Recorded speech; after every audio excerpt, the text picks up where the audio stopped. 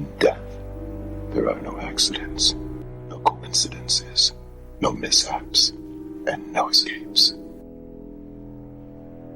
What you have to realize is that we're all just a mouse that a cat has by the tail. Every single move we make, from the mundane to the monumental, the red light that we stop at or run, the people we have sex with or want with us, the airplanes that we ride or walk out of.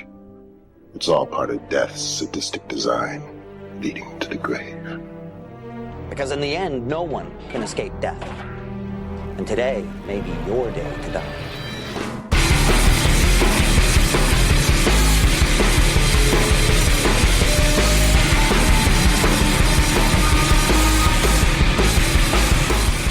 Welcome to Now Playing's Final Destination retrospective series. Every survivor died in the precise order they were meant to die in the accident. So now does that mean we all die? Join Brock, Marjorie, and Arnie as they watch and review another film in the Final Destination series. Great. I'm glad I canceled my golf game for this. Good. This podcast will contain spoilers and harsh language. Listener discretion is advised. Hope you have fun.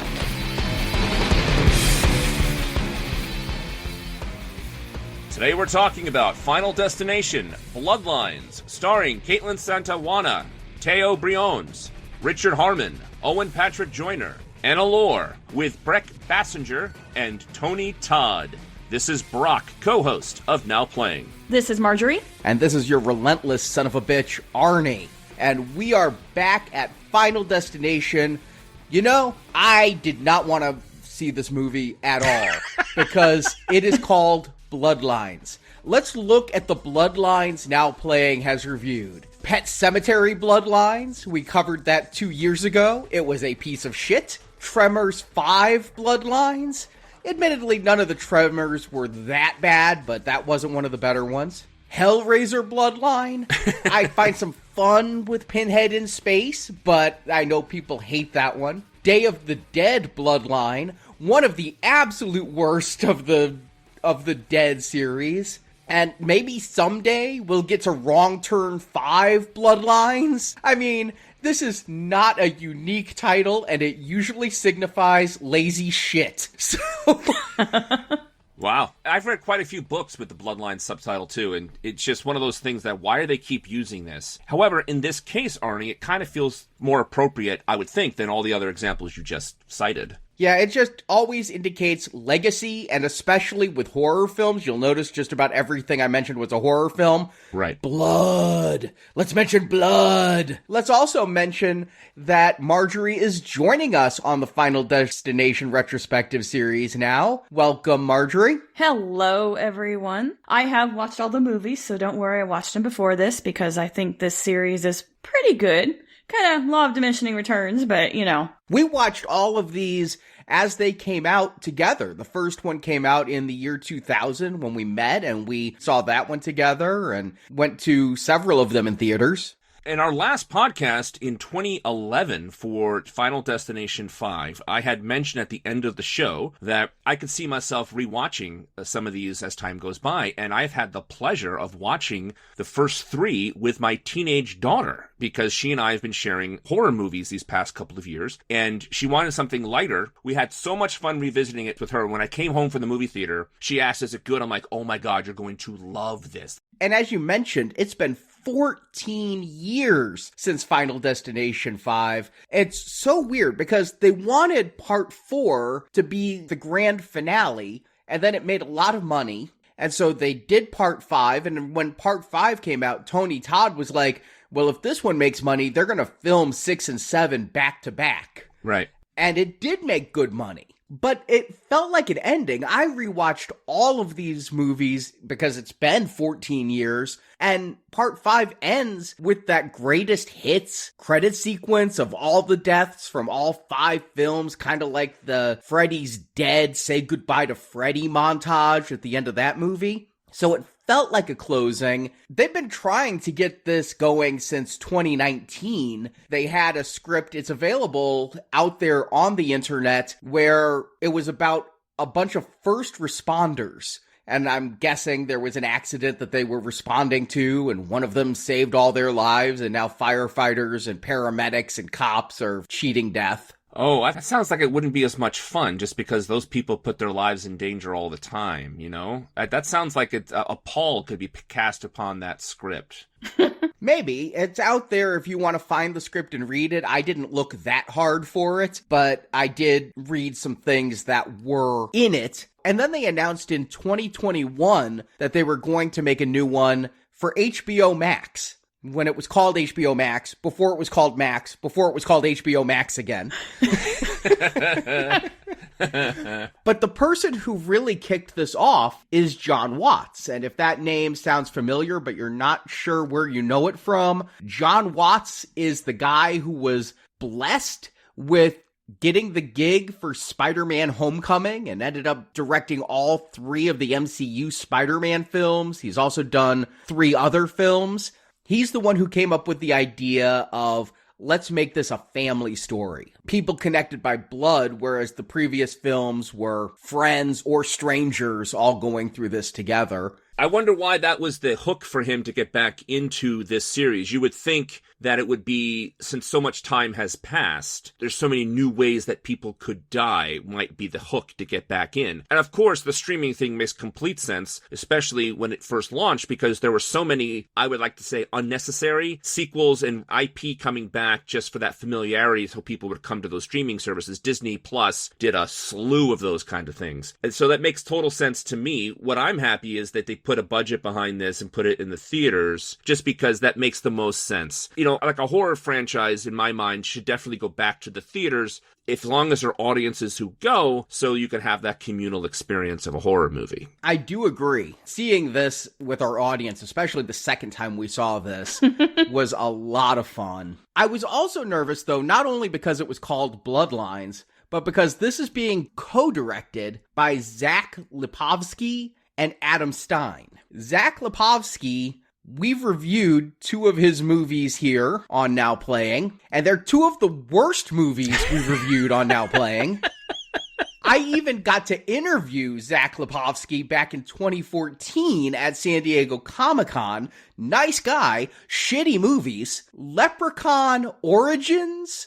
The one where they decided to make the leprechaun scary and not cute and funny? Oh, that was a bad one, with Hornswoggle as the leprechaun. And then the video game movie Dead Rising Watchtower, which I honestly have pretty much put out of my mind both the Dead Rising movies. I remember exactly where I was when I watched them streaming on Crackle, and... Wow. Crackle? What the hell is Crackle? Oh my god. It's a channel. Ugh. And so, if this guy's directing a Bloodlines movie, it's got to be shit. You know, it's like the anti-Smuckers.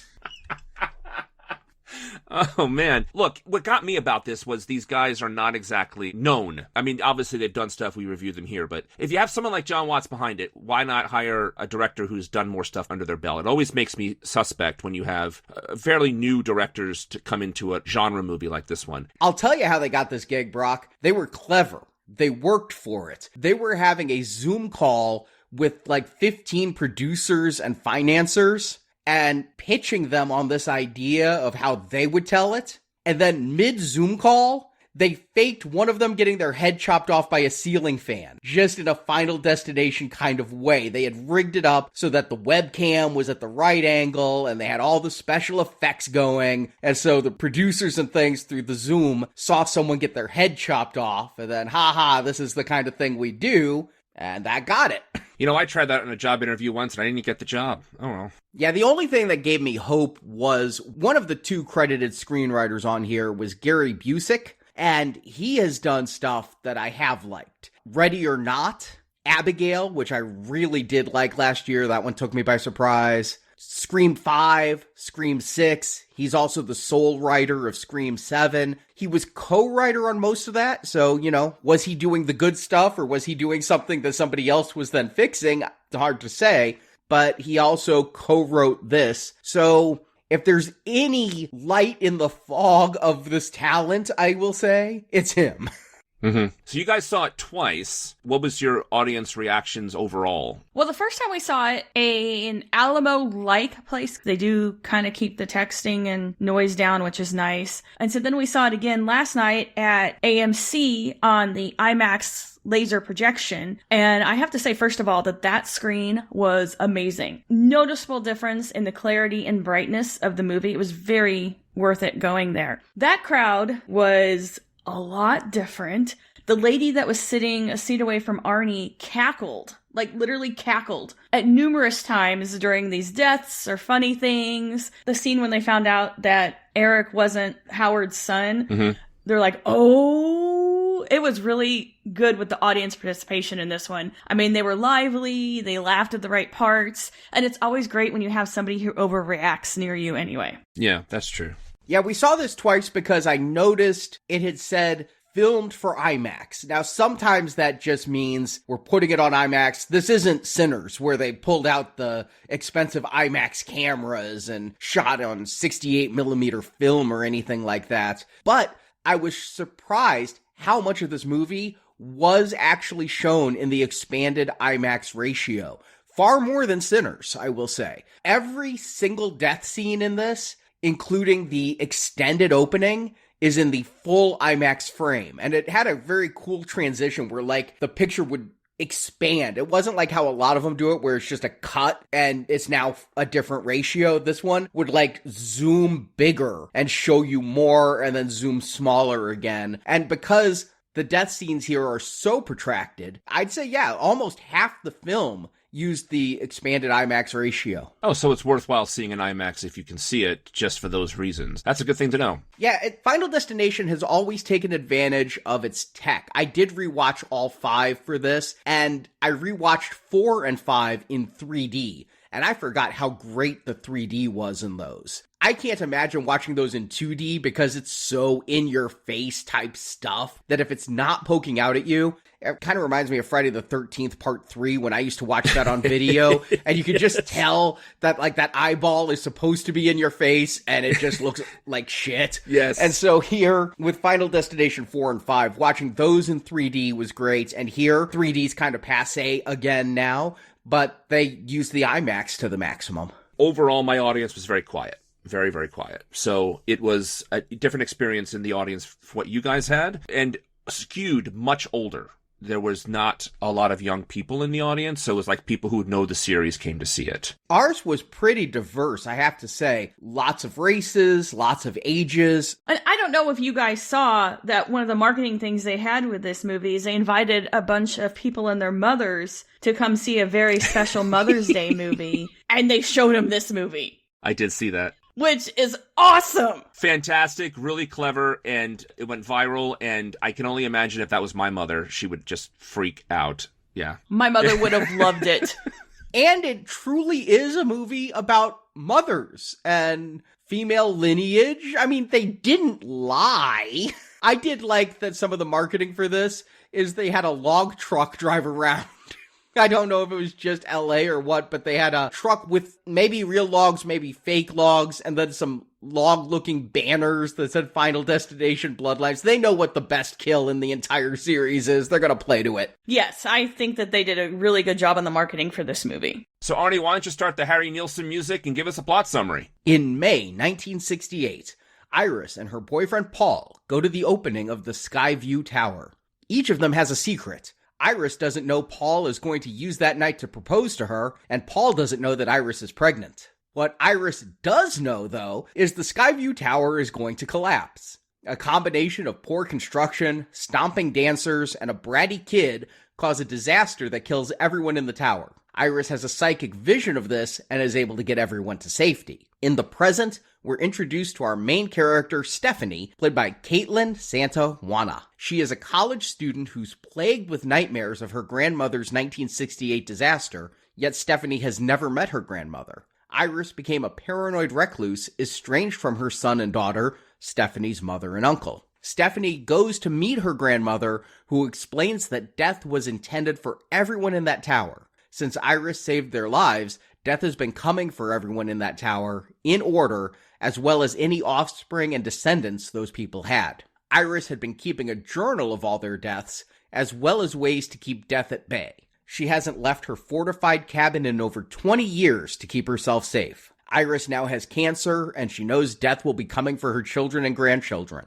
She tries to give her book and knowledge to Stephanie, but the young woman thinks her grandmother is crazy. Stephanie starts to believe, however, when Iris steps outside for the first time in decades and, minutes later, dies in a freak accident involving a fire extinguisher and a weather vane. Stephanie's absentee mother, Darlene, arrives for Iris's funeral, the first time anyone has seen Darlene in 10 years. Darlene adopted some of Iris's paranoia about death, and so she left her husband and children as to not cause her children psychological harm. Stephanie starts to believe Iris's rantings, and that belief is driven home when a freak accident ends with a lawnmower grinding up Uncle Howard's face. Stephanie tries to convince her family that death is coming for them in birth order. Uncle Howard was Iris's first child, so now Howard's 3 children. Oldest son Eric, middle sister Julia, and youngest son Bobby are next. Then death will come for Stephanie's mom Darlene, Stephanie herself, and finally, Stephanie's younger brother Charlie. Of course, Stephanie's family thinks she's crazy.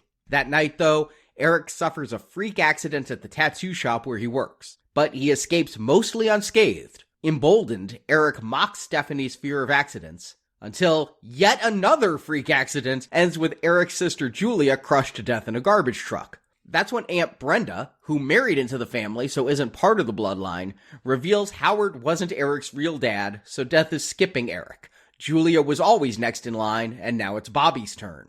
Iris's book says someone named J.B. knows someone who survived death's curse, and J.B. turns out to be John William Bloodworth, played by Tony Todd in his final role. They go to see J.B. at the hospital, and he reveals he was a little boy at Skyview Tower. He was the last to die in Iris's vision, seconds after Iris herself. So now that Iris is dead, once Iris's family dies, death will be coming for him. He says the only way to break death's chain is either to kill someone, and then you get their remaining life, or to die yourself and be resuscitated. Eric thinks the way to save his brother Bobby is to have Bobby eat some peanuts, to which Bobby is deathly allergic. The intent is Bobby will flatline, and then Eric will wheel him to the ER where he can be brought back. But as Bobby is having his allergic reaction, an MRI machine goes on overload. First, Eric is crushed by a flying wheelchair, and then Bobby by a rogue piece of a vending machine. Darlene now thinks the only way to save her children is if she goes and lives in Iris's cabin. As long as Darlene lives, death won't take Stephanie and Charlie. The two drive their mother to Iris's cabin, but death is coming for Iris. They crash through the gate to Iris's house, but that breaks Stephanie's seatbelt, and she's trapped in Darlene's RV. Charlie tries to get Darlene to the safety of the cabin, but a malfunctioning light causes the cabin to explode, and Darlene is crushed by the falling light. Meanwhile, Stephanie is drowning to death in the RV, which rolled into some water. Charlie rescues Stephanie, but has to use CPR to revive his older sister. Charlie and Stephanie are now relaxed in the comfort that, by Stephanie dying and coming back, they stopped death. Until an actual MD points out that Stephanie didn't really die. Her heart never stopped, she just stopped breathing. Just then a train derails, and the logs it was carrying fly off and crush first Stephanie and then Charlie, as a penny and credits roll. Ah, cute. So we start off with a couple who clearly looks like they're 1960s listening to Creedence Clearwater Revival's Bad Moon Rising, which quickly switches to Ring of Fire, which really, I know music plays a huge part in Final Destination movies. We've talked about that before. Here, I was really paying attention to the music selections. Normally, when things are so on the nose, it kind of pisses me off. But here, I kind of thought it was funny that they had Bad Moon Rising and Ring of Fire right off the top. It seemed appropriate that they would start the movie with something like, starting off the how are they going to get people to die. I was obsessed with when is this? Part of the reason I went back twice is there were two things from this opening I wanted to know. First, there's a glimpse of Paul's license plate, and I saw 18, and they always like to put in Easter eggs for 180, the flight number of the first movie, and so I'm like, I didn't glimpse it fast enough on the first viewing. It turns out his license plate is FL818E. So Flight 180. Yeah, nice. The second thing I wanted to know, though, is when is this opening? Because you say they look like the 60s, but with her hair, with the dresses, I was thinking it might be the 50s, which really led me down a path of thinking this might be a redo of what they did in part 4, where it was a period piece movie, because they say this tower happened 50 years ago. So if this is happening in the 50s, I thought maybe this was going to end with, like, Charlie getting on Flight 180 and it crashes just like they ended part 5. I was pretty sure it was the 60s, and then the penny, when it comes right to the screen, says 1968. Clear as day. And I caught that on the second viewing. I wasn't looking for the date on the penny the first time. I absolutely did. I was like, oh, thank God, because I really wanted to make sure I was right about the 60s, yeah. But then it could be the 70s because, you know, the penny could come at any time. It's rare that you have a penny from the year you're in. But during the end credits, we see a news clipping about this Skyview restaurant falling, and it says it's May 17th, 1968. When they say it's 50 years ago, it's really close to 60 years ago. Yeah, that's true. But the other thing is, Bad Moon Rising, on the radio, they're listening to it. That song wasn't even recorded until March of 1969. Oh, well, you know, we'll give it to him. I mean, of all the things in this movie, I'm willing to forget that. That's a good point, yeah. Well, the trailers did show this was going to be an old lady who had a premonition way back when. And so we start here with them going to the Skyview restaurant. At first, I thought they were at the Space Needle in Seattle. It looks just like the Space Needle. I did too. But if you catch later on, because it was a very nondescript town, but I'm wondering if it's like Rhode Island because there was Providence on the garbage truck. Oh, that may well be. I did catch when they pull out Iris's letters, she has a New York state address. I didn't catch the city she was in. But yeah, you could drive from Rhode Island to New York. Easily, I've done it. So we get Iris and Paul coming to the Sky Tower, and right away we're introduced to this bratty kid who's at the bottom stealing coins from the fountain. The security guard tells him stealing from a fountain is bad luck. That kid is so annoying. You know he's going to die gloriously. So I have a question, because I think that 99% of bratty kids in movies and TV shows look like this kid. So is it that we associate it with, like, maybe Back to the First with Eddie Haskell or whatever, but the bratty kids always look like this kid. They always have that scrunched up face. They're always a little chubby. He reminds me of the kid from the beginning of Jurassic Park. Same exact thing, right? Yes. I was thinking the kid from A League of Their Own, who's always making fun of the team. So right away, when your kid pulls the coin out of the fountain, it's a Final Destination movie, guys. So, like, I am logging everything. And so I'm thinking, a coin. What is a coin gonna do? And man, I'm not sure if you guys are the same way, but when they get into the elevator, I'm watching every little thing to see, is this gonna be it? Is this gonna be it? Is this gonna be it? That's the beauty of Final Destination movies, is after you watch the first one, like maybe like 2 of the deaths in, you never know what's coming. So like everything is clocking. Like, okay, is it that? Is it that? Is it going to be that? Like, because of that. And they do a really good job in that first one of laying the groundwork later on for these movies and making you just like tense and in suspense with how these deaths are going to happen. Yeah, I was definitely paying attention to the details. I thought the elevator was a bit of a red herring. But yeah, they get into this elevator that says maximum is like 8 people and there's 20 people in this elevator. You get Chet, the elevator operator, like, this project was completed 5 months ahead of schedule.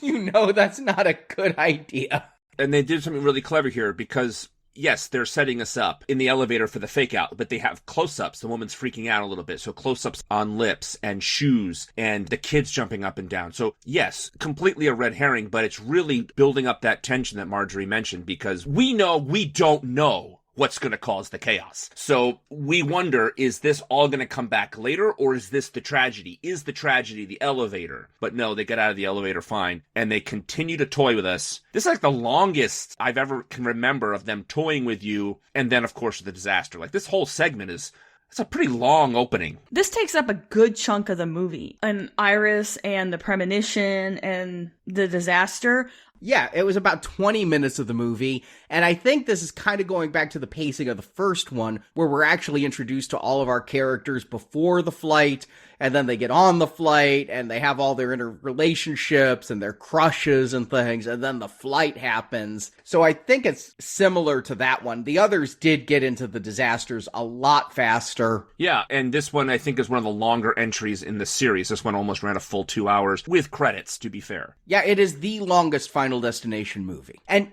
what you mentioned, Brock, about the extreme close-ups, this is something these directors just do a ton of throughout this movie. They do close-ups of people's lips eating. We're gonna get a flash close-up of a roast beef getting carved. It's like when they don't know what to film, put on the 250mm lens and pick a random thing and shoot that. But I think it works so brilliantly because they know what we're doing. People like us who have seen these movies are clocking it. It kind of sets the scene really well, or even reps up the tension just a little bit, like a death is coming. Here we go. It's really well used, I think, for that, and they continue doing that. I work in a skyscraper in the city, and when it's windy, you can feel the swaying, you can hear the steel moaning a little bit or creaking a tiny bit, and they do that here. They have the wind swaying, the swaying steel. They set up the window floor. They go out on the porch terrace sort of thing, and the woman's hat flies off. The kid with the penny is there. Man, they take their time with this. Literally everything at this Skyview tower is potential for death. You have the glass floor elevator, glass dance floor, that viewing terrace. The railing was like waist high or lower. What the hell? I mean, because obviously we've all been to like Empire State Building, Top of the Rock, or whatever. There's no way you could actually jump over those. They even have like the fences curved in so that you can't climb up and go over because you're just going to climb up and fall right back down. This was like a disaster waiting to happen. I mean, I don't know why that bratty kid wasn't leaning over anyway, because that seems like something he would do. But everything they show us and everything they spend time on is a variable for death. That you're like, okay, the knife could go crazy, something could happen, the railing was bad, you've got the glass floor, you've got the baked Alaska flaming, which was a very big dessert in the 60s. So, I mean, there's lots of variables here that they're showing us. And I mean, little did we know that it would be all of them. Yeah. Yeah, it is quite the combination of disasters. Yeah, I mean, they clearly were not in the sky. I'm being very generous to a lot of the CGI in this movie, given what the movie is. However, this is one shot that clearly showed me that they were on a set. They were very good about setting up the height of the building throughout the sequence, except this moment. I will agree, but I'm going to give it this. Because I thought it looked not realistic. It didn't necessarily look bad. It looked like a painting. You know, it looked a little bit abstract. And then we're going to find out that what we're seeing is a dream. And the rest of the movie does not have this dreamlike quality, bad CGI that is here. And so I guess if you can't afford to make it real, making it look like this, stylized, period piece, a little fuzzy, it works for a dream sequence in a way that I wouldn't give it were this not all Stephanie's dream that we're going to find out. I hear what you're saying, and the concession is appropriate. I guess in context, we can give this one to them. So they get to the top of the elevator, and we find out these guys don't have a lot of money, but Paul was able to get a reservation because his friend Jake worked at the Skyview, but the maitre d's an asshole. They fired Jake that morning, and when Paul tries to appeal to the maitre d's good nature, the maitre d' says, "You're tearing me apart." Well, I'm writing that line down, and sure enough, he gets torn apart later on in this movie. Yes, that was very fitting and apropos, given that he was kind of a dick. And then Iris needs to run to the bathroom. We all know what this means, as does the singer Evie, who's been singing on the stage. She comes out and is like, "Oh, how far along are you?" And Iris is 1 to 2 months pregnant. Paul doesn't know. And he takes it really well. Yeah, he does. He's happy that they're about to start a family because he came to propose to her. So starting a family was on his mind anyway. It's really kind of irritating. Yeah, she was sick, but there are a lot of people drinking there. My brain went to first, like, I didn't register that she was pregnant, and I kind of felt that they were setting up Evie being Bloodworth's mom to maybe have some sort of psychic or all-knowing powers, because I can tell you as a woman, I don't know that other women are pregnant unless they look pregnant, and then I'm still not going to say anything because you never know. Yeah, as a man, I also follow that logic. But I didn't catch she was pregnant because I figured out the guy was going to propose. That was completely apparent. But the pregnancy thing I didn't see. And then obviously with the title being Bloodlines, once they told me that she was pregnant, I'm like, oh, of course. But Evie does have a little boy with her who's sitting backstage playing with trucks. And we're going to find out later this is Tony Todd as a young kid. Did you see it coming? I saw it coming. After we saw that this was a dream sequence that Stephanie was having, I'm like, oh, okay, this is all going to tie in. And that is Bloodworth. I did not see it coming. And when it happened later on, I'm like, that is awesome. Good for them for doing it this way. I did not get this was Bloodworth. If I'd read the interviews and the pre-release material, I would have known. Because they said ahead of time they were going to get into Bloodworth's backstory on this one. And they were going to explain why he knows so much about death. And if I'd known they were going to tell his backstory ahead of time, I'd be like, this is him. But because I didn't know that, I'm not looking for him anywhere except the scene I know he's going to be in from the trailer. And so I did not catch it at all. And honestly, I'm not very focused on that little kid. There's so many people going on here, and then so many bad omens. They go up to the observatory at the tip top of the tower. On opening night, that would be crushed, right? I mean, the Empire State Building's been open for 100 years, and you can still barely get to the edge of the observatories on that one. And so here, I can't believe that there's only like 6 people at the top of the tower, but we see a woman's hat blows off, that bratty kid is throwing coins to the ground, and Paul proposes. And you mentioned that shot, Brock, of the penny. It's, again, an obvious CGI shot of this kid throwing the penny. The penny becomes huge in frame. In IMAX, this is like a 50-foot penny, and it gets sucked into a vent and stops a fan. And there's so much that goes wrong here. I mean, even if the kid hadn't thrown the penny, the floor is cracking as people dance. The rivets are already starting to pop. The chef is literally playing with fire. And then the penny breaks a fan and causes a gas leak. I feel like even if the kid hadn't thrown the penny, maybe not as many people would have died. Maybe the whole tower wouldn't have toppled, but that floor was going to go and people were going to splatter. Well, I think once the floor goes, the place goes down. Like, there's no way, even with the wind and how things are high in the sky, it would have tipped over anyway. But yeah, the confluence of issues here would not have been as severe, possibly. Okay, so one of my side interest areas is engineering disasters. Oh. And there was a very infamous accident in Kansas City in the 80s in a Hyatt hotel where they had walkways. They were all held with rods and screws, and they were elevated, and they had them like a couple stories up, and it just took one little junction point to cause like a massive failure of like all of them crashing down and hundreds of people dying. So it's like one little thing, it can just like keep snowballing, like, and just keep building and building and building until you get catastrophic failure. So even if that penny didn't happen, there are still other things going on. You're absolutely right. But this is a fun opening kill. You know, the question always is with Final Destination, they're always having the deck stack against them, because where most movies save their big budget disasters for the climax, here they always lead with them. And so when we see the floor is cracking as they're all dancing to shout and the flambe is going on and everything, I love when the floor breaks, people are falling out. We cut to the valet downstairs who was also listening to Ring of Fire. I guess he's listening to the same radio station Paul was. And he changes the song to Raindrops Keep Falling on My Head as the bodies hit the floor. I laughed out loud because it was Raindrops Keep Falling on My Head and splat. The timing on it was brilliant. It was perfect. But I'm surprised, Brock, you didn't catch it. I did catch it. I caught it. It's 1969 is when the song came out, and 1968 is when the movie came out. Oh, I did. I'm too funny a gag to not enjoy. But yes, one of my favorite movies of all time is Butch Cassidy and the Sundance Kid. So, of course, I caught the date.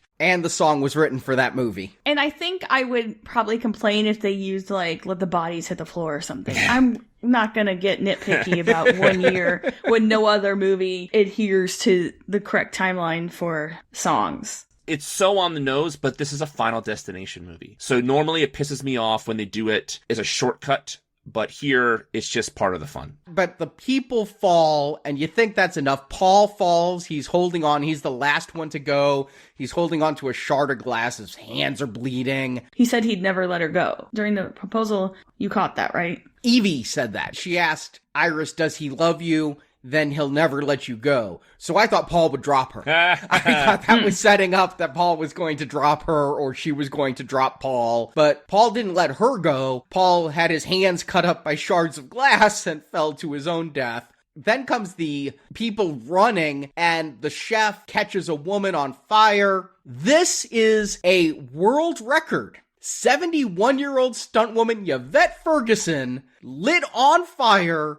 The director thinks this is the world record for the oldest person ever set on fire for a stunt. Call the Guinness people. And then the whole place explodes. People are running for the stairs. The bratty kid yells, "Children first." I loved the toying here. The side of the stairwell blows out. People fly out. When the smoke clears, the little boy is right there. And he runs away, and I'm like, that little kid, I can't believe he survived that one. Well, not for long. We'll find out. We talked a lot about, on our other podcasts way back in the day, how much Looney Tunes some of these things are. And what's really fun about this series here is when the building starts to tip over, people are leaning against the glass, they're scared to death, and then the camera flashes to the piano.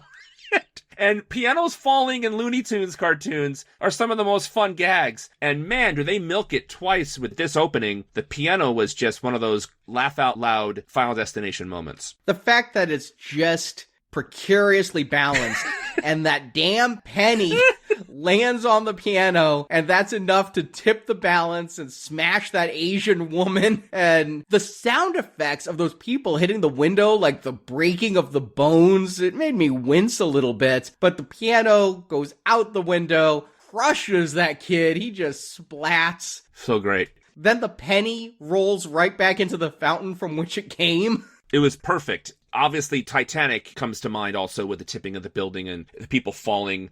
The little touches. This is so well written. They really figured out how to have fun with this. And it continues. They set up earlier when she was proposed to that the ring is too tight. After the piano falls through and the building is hanging precariously, Iris grabs the little boy and they're hanging for their lives because the too tight ring is keeping her lodged in the side of the building. Like little details they really keep bringing back to make it a cohesive scene, and it pays off if you're paying attention. This was, I think, probably one of the most squeamish parts of the movie, was the degloving of the finger. I have actually seen somebody's finger do that when I worked at Target when I was in college. Her finger got caught, her ring got caught, and it ripped the skin off her finger. Yeah, Jimmy Fallon did the same thing, I'm sure you know. Like, he has it, yeah. Yes, he did. Oh my God. Yeah. Okay, yeah. Not in a Final Destination movie. That's not as funny.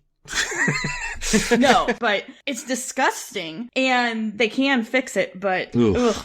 That's, I think, one of the yuckiest things in this. That's the thing that got the biggest wince out of me. It's the death that has the least fun with the gore. It's just painful to watch that ring rip her flesh off. But this is supposed to make you uncomfortable. These things are supposed to make you a little squirmy. Some people get queasy. It did its job, I think, with this scene. She falls, the kid falls, she gets impaled.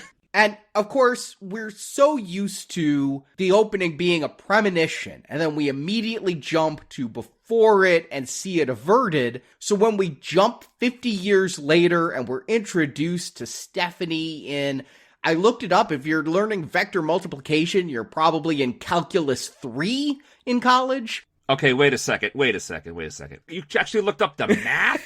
Come on! I wondered what her major was, and it might be physics, but it's probably theoretical mathematics. Which I guess goes into this when she becomes obsessed with stuff, that she can able to piece things together and solve the equation of the deaths. I guess it works. Before we go there, though, I want to ask you both a question. We have all seen the Final Destination movies. And the Final Destination movies, when the premonition happens, it happens right before the tragedy, right? Mm-hmm. Here, it's a dream sequence passed down from two generations which apparently is accurate because it's the same premonition her grandmother had. Did it bother you they changed the formula a little bit? Even though it's the same formula, sort of, it is a major change in the way that Final Destination is structured. Because it didn't bother me. It did bother me because the first movie was really inventive in the ways that people died. It was intense. You were in suspense. Very rare does a movie actually make me tense up. And I feel that this series didn't need a Bloodlines sequel because I don't feel that these were all interconnected enough to have something like this. I actually am going to go the other way. I like that this was a dream sequence. I like that they're mixing up the formula. We've done the exact same opening 5 times in a row. Let's add something a little bit new to it. I also like they did go with family because in the previous movies, most of the people were out for themselves or maybe trying to save their girlfriend or boyfriend. There were a few sibling relationships, like Mary Elizabeth Winstead had a sister in part 3 or something like that. But other than, I want to save your life because you are human, I am human, we're not mean, there wasn't the I need you to live kind of love that this family exhibits. There was a theory online, and people may still have this, that this tower falling started everything because of so many descendants and so many drawings in Iris's book. She's tracking Flight 180, she's tracking a roller coaster, she's tracking the log truck. Is everyone in the previous Final Destination films a descendant of someone from this tower? I had a similar thought there. I don't mind it at all because for this movie itself, it worked. Having this be a family and having their tragedies one after another, it's really unfortunate. I feel really bad for that mother who lost all her kids kind of thing. But on the other hand, to have something different but still stay in the same area of Final Destination, I agreed with. However, it did occur to me that this is like one of the biggest retcons in movie history. If all of this is connected to this one tragedy, it didn't work when they tried to make Blofeld be the mastermind behind all of the previous Daniel Craig movies with Spectre. But here I can see it could work. But then again, it's just a theory. It can be this woman logged all sorts of weird and tragic deaths in one central area of the country for a given period of time because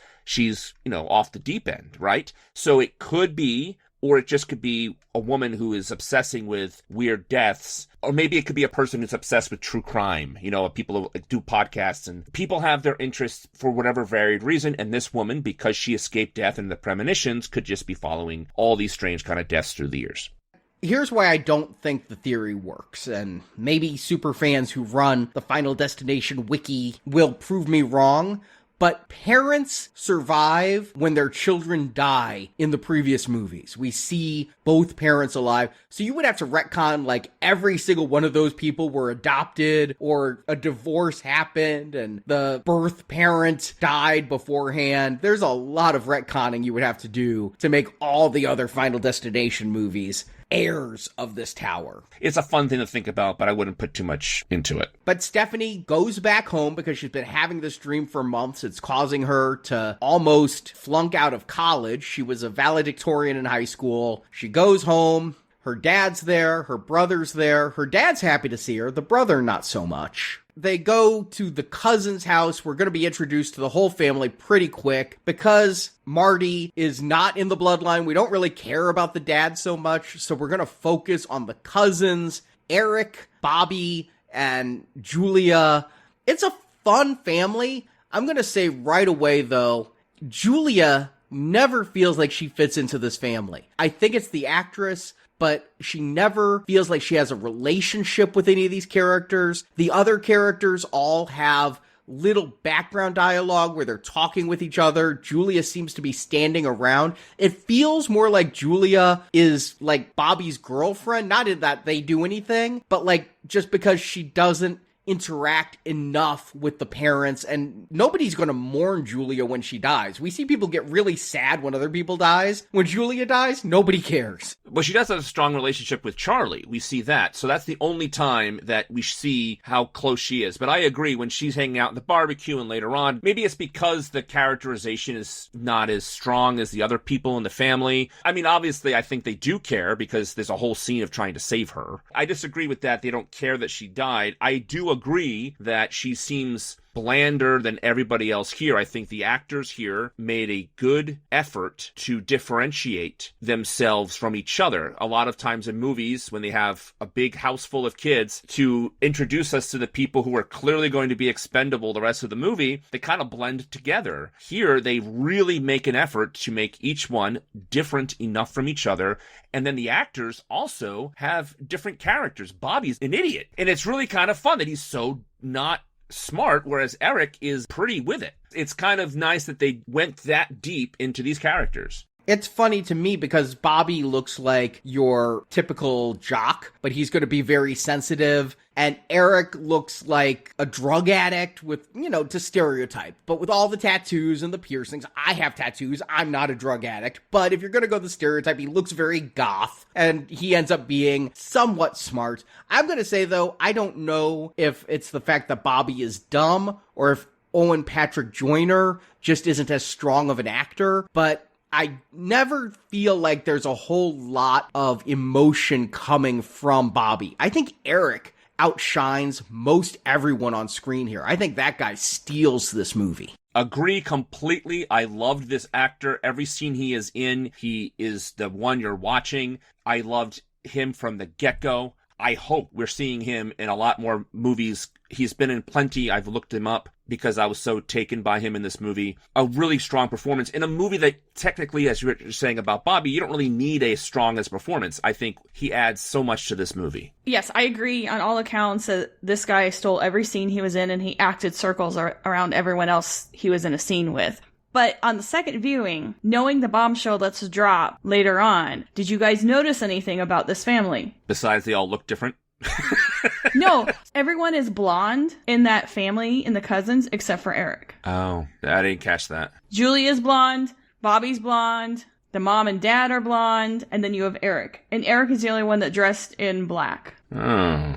So he was the literal black sheep. Nice. Honestly, we are spoiled that he is here. He elevates the movie. Yeah. He and the actress who plays Stephanie, who does not have a lot of credits to her name, I think those two are really good in a movie full of, they're okay. Yeah, but you don't need anything that good for a movie like this because it's a horror movie. It's a Final Destination movie. But these two bring their game. Although my only issue with Stephanie is when they establish she's in college and those first couple of scenes when the way the lighting was maybe, I did not believe for a second that she was 21 or younger. Not for a moment. If they said she was in grad school, I would have been better off with that. But later on, as the movie progresses, you don't care. Because, it doesn't matter. But in that first scene, I'm like, why does she have to be in college? They could have done something different. She just moved away from home.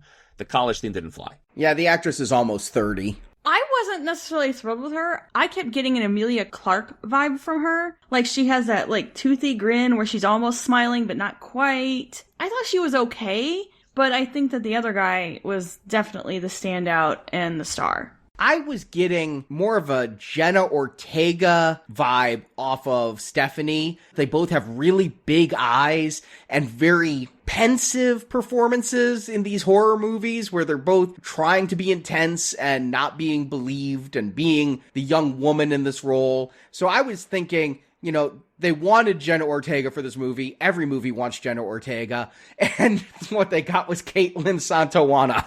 Exactly. That's exactly how I took it, is that they wanted Jenna Ortega, or they're trying to get the same feeling, the same vibes. We then get to meet Iris as an old woman. Stephanie gets the address from aunt and uncle's dining room, drives through the woods, gets to this survivalist house where if I was going to fear death, I think I'd have blunt things all around me. This looks like she's preparing for the end battle of Return of the King with all of these giant spiked rolling things. I guess she's trying to keep people out because people could be dangerous for her, but it also seems like having this many pointy things is asking for trouble.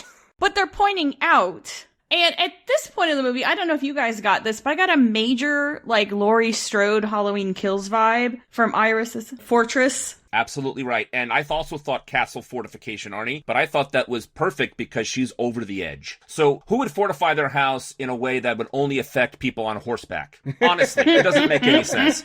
It just seems like a lot of junkyard kind of protection. But no dog, ironically. And Iris, though, is fun. Again, not the greatest actress in the world, but the way she's skittish and won't let Stephanie shake her hand and starts talking to air like, oh, you thought you distracted me, didn't you? Talking to death. I think the old woman here reminded me a lot of the mother in Carrie. It's the same kind of vibe. However, eventually this woman really gets me on her side. Even though she talks to death throughout the house, and even though she seems batshit crazy, I really enjoyed what she embodied this craziness. I was almost believing her, even though I know she's right, but I was almost there. But then Stephanie is with it, and then she gets lost with it. And you can see why. So this woman did a really good job at the performance to really accentuate and play this character, because it really could have come off too cartoony. Here, you need it to be plausible enough, and she did that. Yeah, and she played a little bit like a loony, that if you didn't know what was going on, and you can kind of see Stephanie's mind like, what the hell, I'm getting out of here. And then when Iris dies, it's the same way she would have died at the Skyview Tower. Yeah, impaled through the mouth. Yeah. Nice. But the blood splatter on Steph's face was phenomenal. That was very, like, grindhouse pulpy. It was so good. Well, because it was dark and she was screaming. That was, I think, one of the best shots in this entire franchise. And the look of horror on her face was just palpable. And the way it was framed in this entire sequence, the filmmaking is top-notch. It even starts when she drives down that tree-lined road that doesn't look all that upkept. It could have been a dirt road because it's in the middle of nowhere. It looked gorgeous. The filmmaking here, it's so good, sometimes you don't even notice how good it is. That's how great it is. Sometimes these movies are poorly made that you notice, oh, they're trying to be fancy, or they're trying to go for something here, or this is so blandly lit. I didn't notice any of that here. The way everything is staged during the death scenes, during the setups, and even something as casual as the car driving down the road, the filmmaking here is better than I expected, and probably better than it needed to be for a movie like this. I will say it's right where it needed to be. I'll agree there were some, I'm guessing, drone shots. I'm guessing they didn't bother pulling out the big camera crane for this. You know, you can get good footage with a drone these days. But there were some good sky shots both here and at the barbecue and overlooking this entire compound. And we complained about the CGI at the Skyview Tower.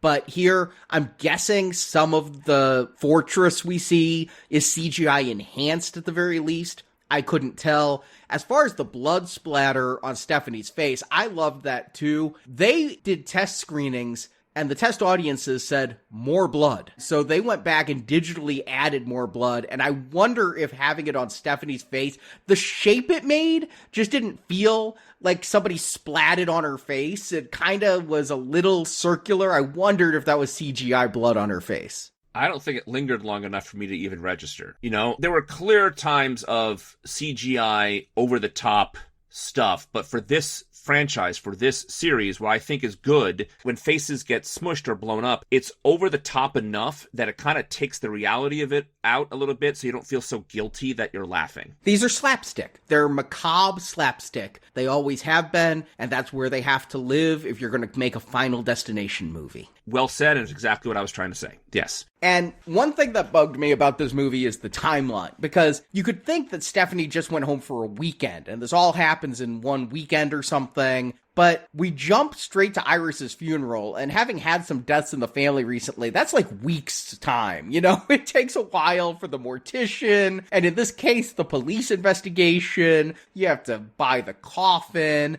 and it takes a lot of time.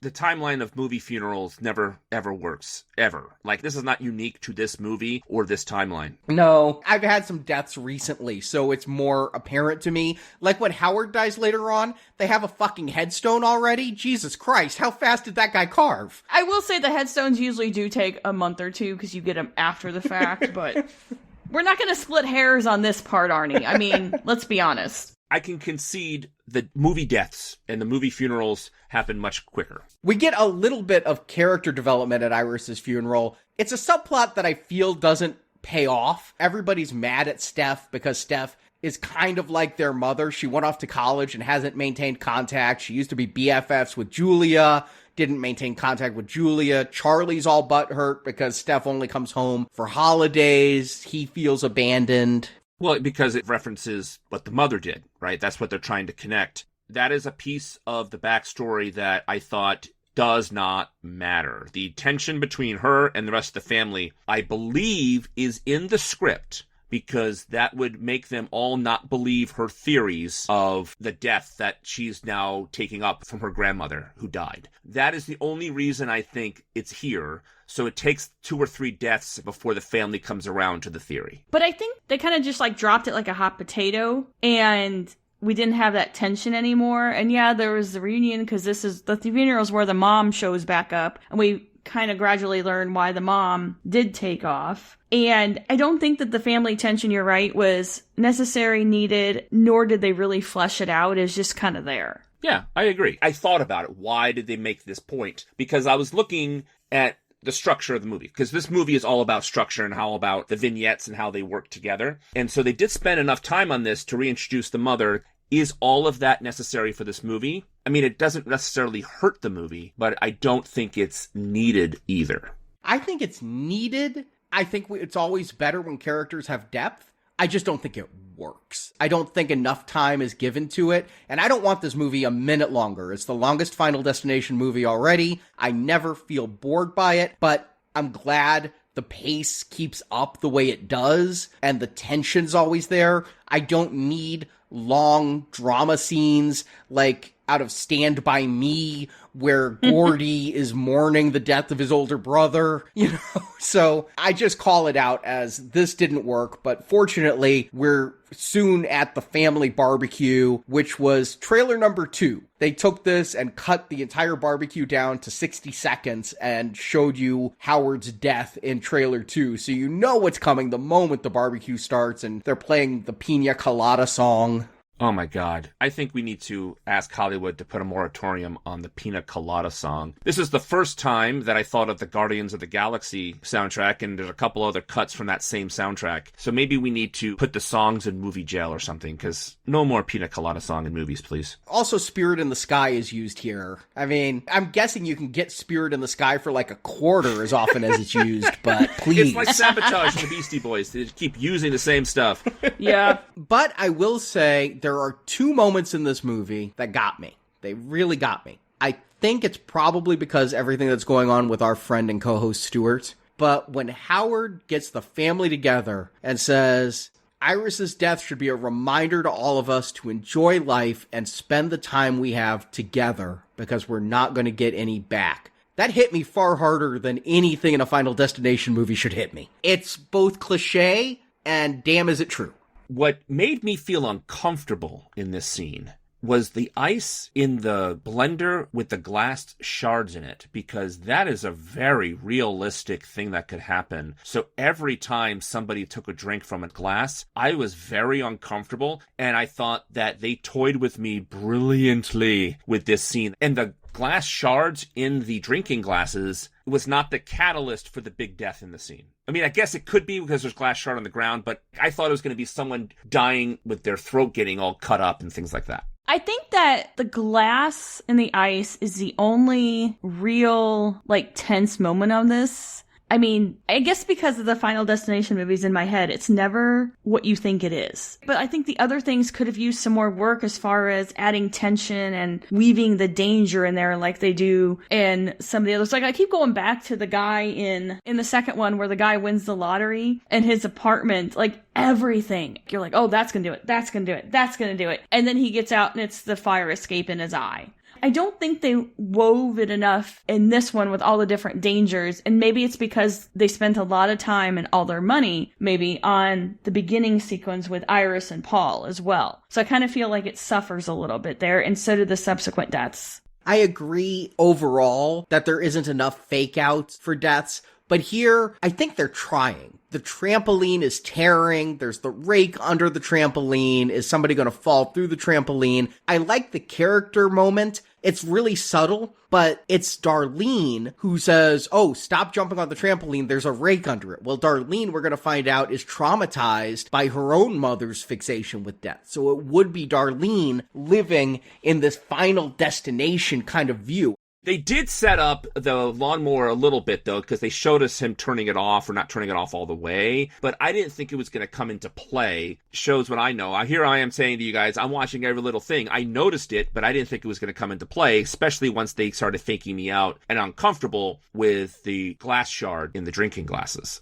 2 watchings, I can't tell you who had the glass shard in their drink. I think it was Marty on the second time, but I'm not sure. We get the fake out where Julia's coughing, but it's just there was a bug in the drink and she pours her drink out, but we don't see the glass shard then. Somebody else's drink spills, and that's what knocks over the glass shard into the ground. It was the beer bottle, right? The beer bottle was the glass shard that the father stepped on? Well, it's not what he stepped on, but the beer bottle started the water, or the hose that knocked the lawnmower. I made like some charts of this for my notes. The plate hit the beer bottle. The beer bottle hit a hose that I guess is push button. I've never seen a push button hose, but maybe they exist. I guess they do. The movie has one. The hose then fills with water, which moves the hose, knocking over the rake. The rakes and hose fall. Then Howard steps on the broken glass, so he falls. One of the rakes hits the push-button lawnmower. The convenience of Howard's house is what kills him. Everything's push-button. And then the lawnmower,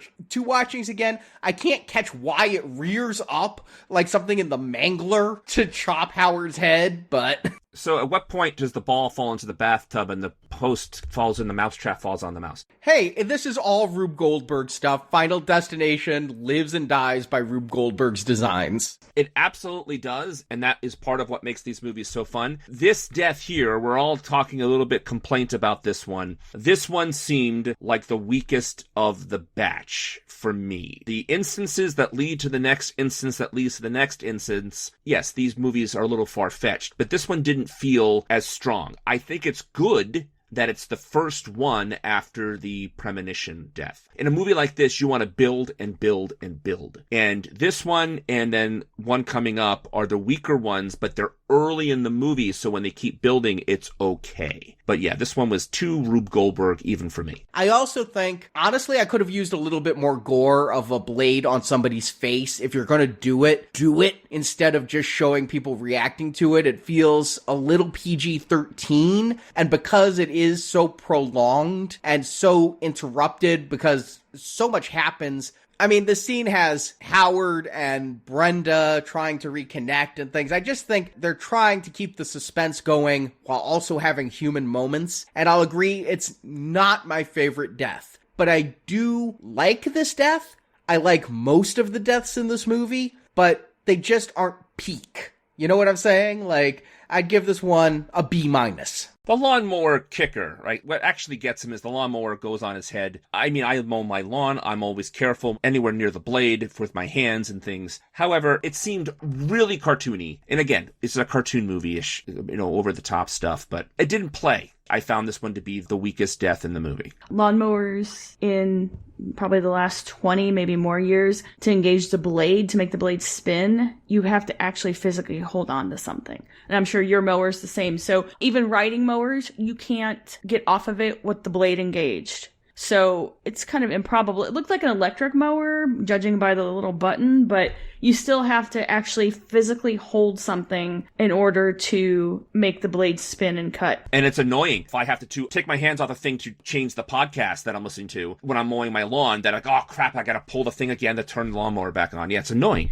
Mm-hmm. And Arnie, going to your point, I think that the deaths in this movie are not near as creative as they were even in the last movie or the movie before that. They seem to get, I wouldn't want to use the word lazier, but maybe less creative. each time we go on in this series, and I feel that the first one is the penultimate as far as these go. I will almost agree with you. There is a death coming up that was brilliant. Well, it's not the next scene, because after Howard's funeral, we get a fake out, a not death scene. And if you're watching this in IMAX, you'll know, because all the death scenes are in IMAX. This whole tattoo shop, not IMAX ratio. Oh, no way! Oh, that's too bad! Yeah. They really got you going on this, because it's very much Rube Goldberg. He's at the tattoo shop, he's forced to close out, and he came in as a favor. Thank goodness they mentioned that. I came in as a favor, man, my dad just died. Thank goodness, because we would be questioning it here on this podcast. Why is he working the day after his dad died? It bothers me, though, that he's giving a tongue piercing to a girl.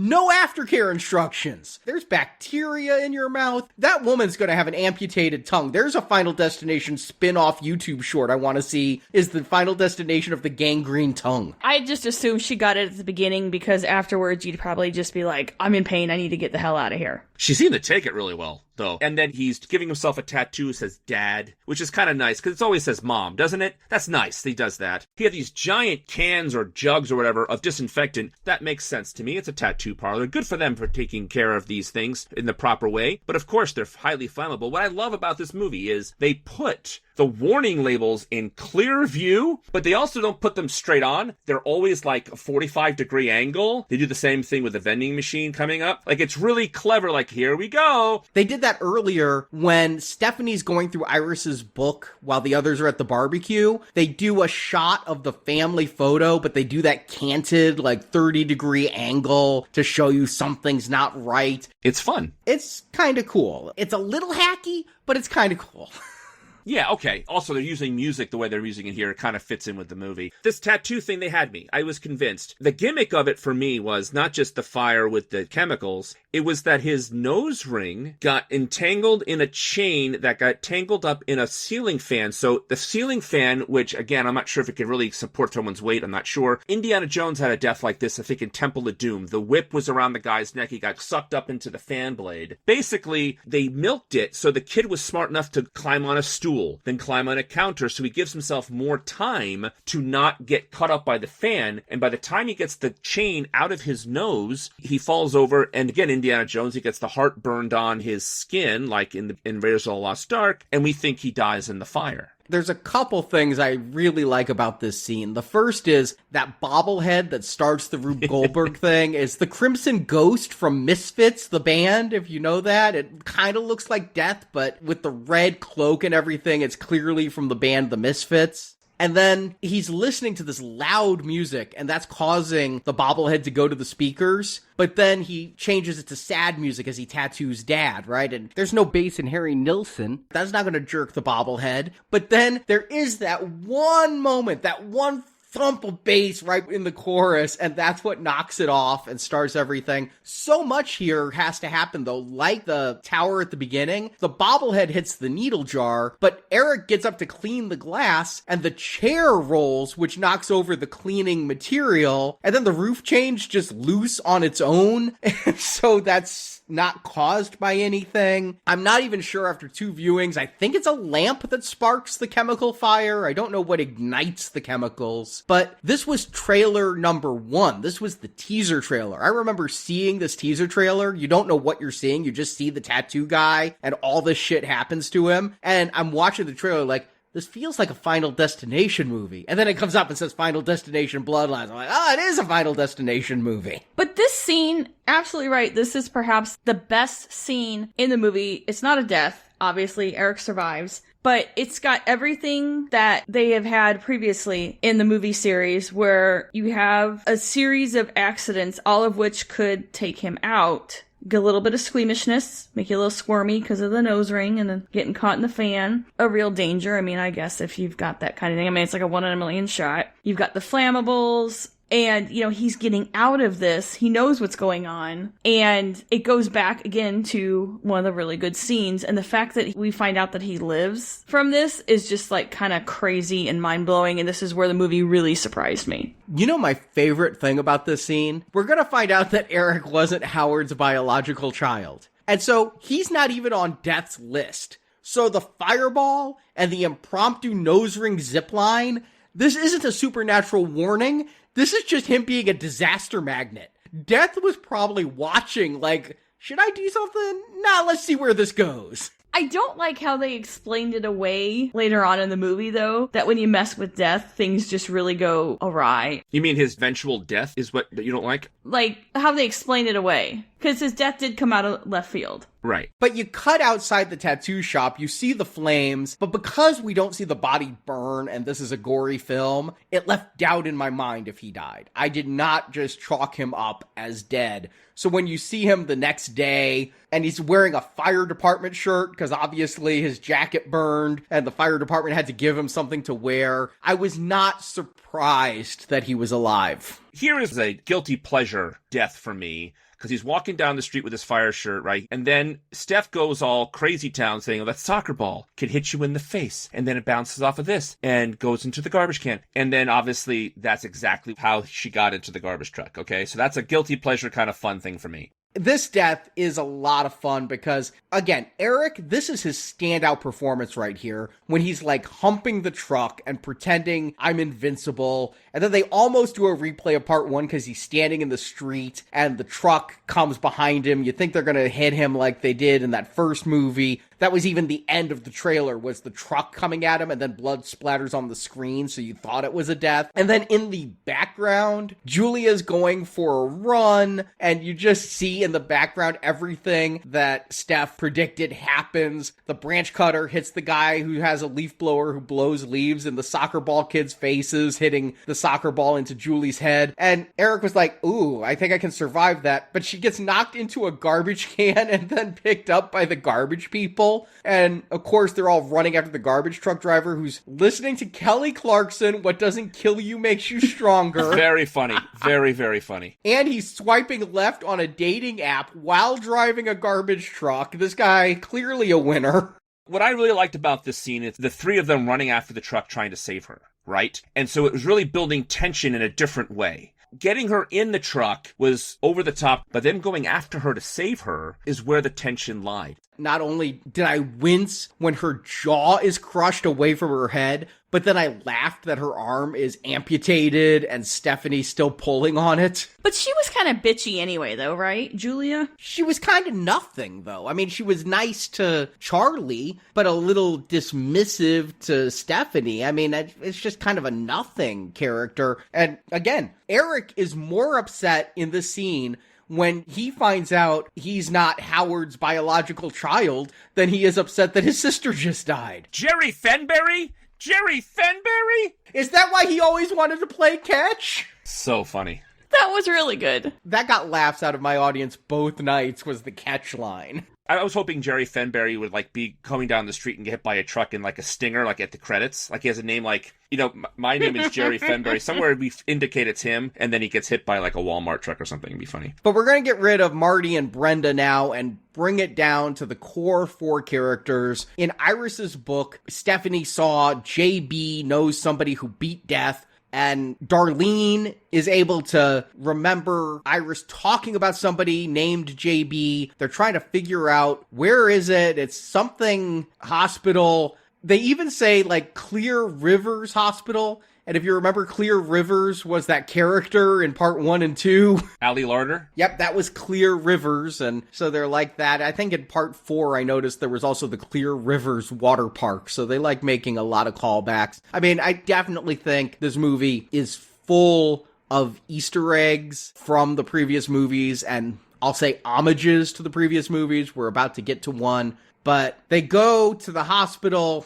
I love the scene where they're all worried about the revolving door. Yes, that was funny. This movie knows itself. The revolving door thing was great, and they totally played it up, and bravo to them. And I like that Eric comes along, even though he's not in the bloodline, but he really loves his brother Bobby, and so he's going to make sure there's no peanuts on the RV, and then go to make sure Bobby lives. Again, I like that these characters love each other for family reasons and are looking out for each other in that way. Now, I will say, the ending of this movie, I'm 90% convinced was reshot. Because in the trailer, you get to see Darlene killed by this revolving door.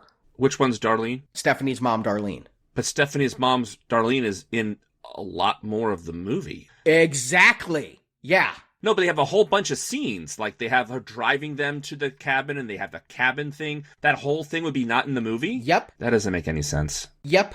I don't know either. What I've read online is that the revolving door was supposed to be a fake out, and you think she dies, but then, like, the letter L from the hospital sign falls and crushes her. So she was supposed to die here at the hospital. She was not supposed to be in the climax of this movie. And it's well known there were a lot of reshoots on this film.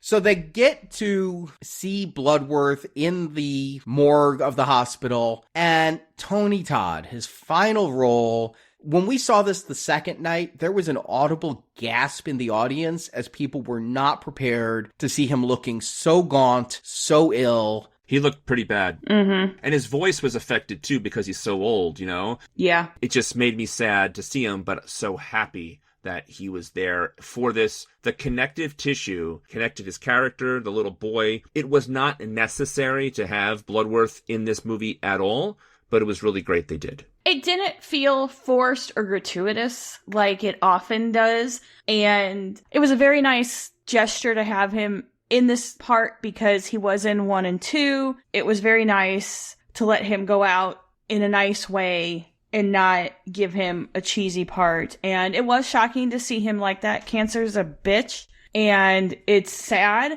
But, you know, I think that they did him justice with this. Yeah, he had stomach cancer, and I'm guessing he had trouble standing because he does his entire scenes sitting down except when he walks out of the room. I'm thinking that might even be why we have a new guy doing the autopsy who we never see again in this movie. You probably would have wanted Bloodworth to be doing the autopsy like he had in the past, but he's going to be sitting at a desk. They were hoping to have him in the movie, but they knew he got really sick. The producer said, we knew this would be his final role. The director said they weren't sure if it would be his final role, but knew he was really sick. But then he was writing to them saying, don't cut me out of this movie. I've got to be in this movie. So he was telling them his desire, even though he was sick, to push through it and do... This is probably his second most iconic role next to Candyman. He was in a ton of stuff, but I think this and Candyman are it. But there's 3 things about this scene that get me. First, he says there's 2 ways to cheat death. The first is kill somebody so you can extend your life by what they have left. That's something they came up with in 5. Or you can die and come back to life, like we saw in part 2 with Kimberly Corman, who gets name dropped here. And that will break death's chain.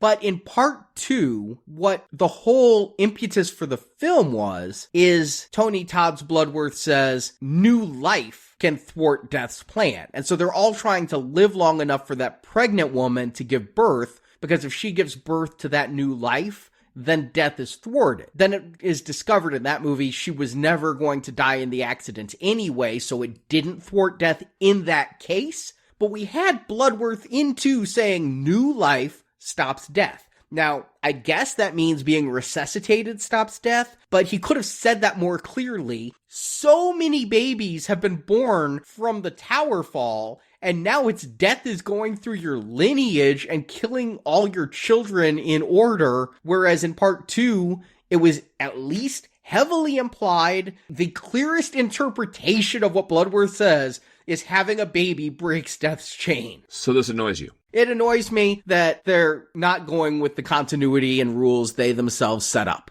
I remember it being, you can cheat death in the 2 ways he said up front. Whenever they changed the rules, or they clarified the rules with Tony Todd. So to bring him back and reiterate that, I did not recall about that whole thing. They clearly were going to try the resuscitation thing here. They set that up brilliantly. However, I think we talked about this years ago. I don't really care about them having these rules. I mean, I understand it kind of helps add some tension or some stuff for the movies, but I don't think it's necessary. I think death has a plan. You cheat death, and it's going in the order you would have died. And it took so long for this one because so many people should not have lived in this one accident. So yeah, for me, it doesn't matter. The other thing is he does name drop Kimberly Corman, who was the main character of part 2. Now, in part 3, if you remember that discussion, the DVD had a choose their fate feature where you could choose what happened. And depending on which fate you chose, it did say Kimberly Corman died. But if you don't watch the Choose Your Fate edition, you never see that. So they're going with, just the theatrical release, not the Choose Your Fate release of Kimberly's death. Which is fair. I have a theoretical question relating to this. So are we to assume that this is a rare occurrence, that people thwart death? Like, there aren't that many instances? Obviously, we have 5 here. But, I mean, is this it? Because I kind of feel that these people would find each other, especially with the internet. And Bloodworth would be able to link all these people together because he's the one common thread. I'm hoping that's, if they do a sequel, that's how they do it. Is that the internet brings people together, and that is the catalyst for grouping people together. That is what I'm hoping they do. You know what would be, I think, nice is not the internet, but that Bloodworth was in contact with a lot of them, and they all come together for his funeral. Oh, even better. I think that's what it should be next time.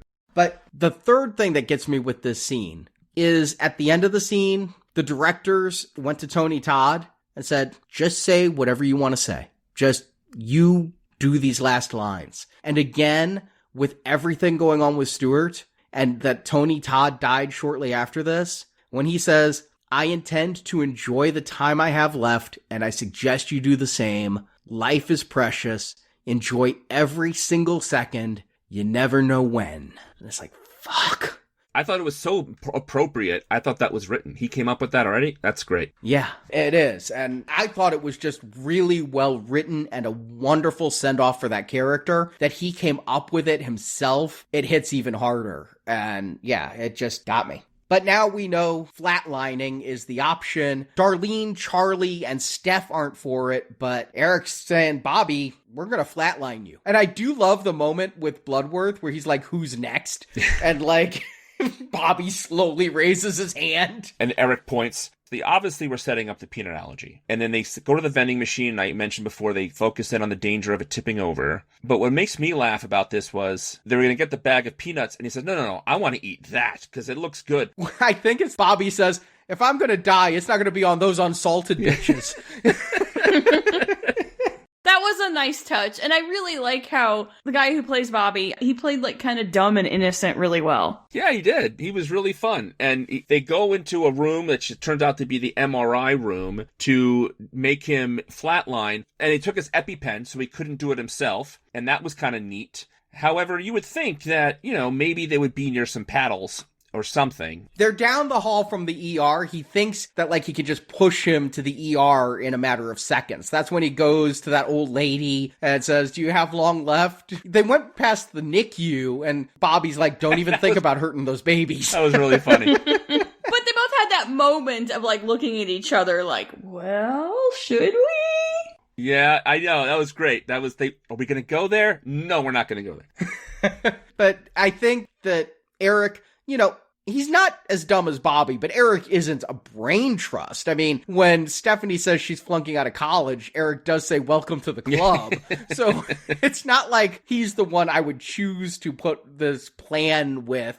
But yeah, he gets the wheelchair. He feeds Bobby the peanut butter cup. Bobby starts having the reaction. But this whole time, the MRI has been powering up because of something hit the button. And then it pulls a cell phone, which puts it into research range, which is super powerful. That was the volcanic heat in a Looney Tunes cartoon or Roger Rabbit. Why is that even an option on the machine? Ludicrous speed, go. Exactly. That is. There you go.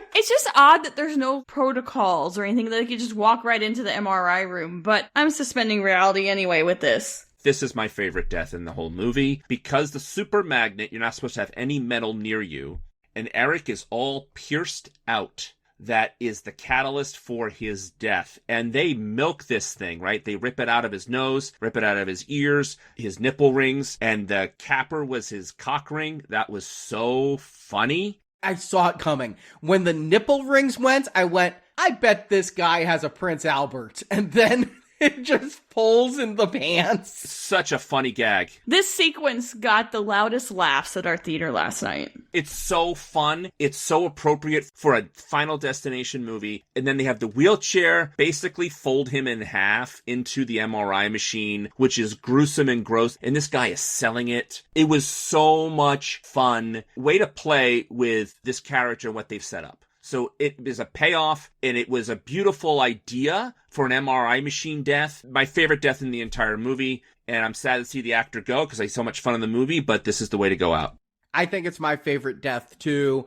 I like the humor of it, but also because I just rewatched Final Destination 5. I actually rewatched 4 and 5 between my two watching of Bloodlines because I've been busy and I had to squeeze it in. You know, Eric has this big skull tattoo on his stomach and chest, right? And when he's pulled into the MRI, we get this close-up of that skull, and the wheelchair impales him and comes through the skull. It's the poster from part 5 where Rebar is going through the skull coming at you in 3D. Because I was watching this the first time going, that would be a cool shot if this one was in 3D. It is the recreating part 5's poster with Eric's death. Nice catch. Nice.